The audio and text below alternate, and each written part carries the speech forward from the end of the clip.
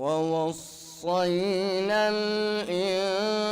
الإنسان بوالديه حملته أمه وهنا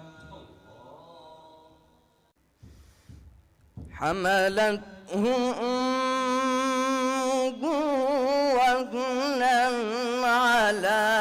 وهن وفصاله في عامين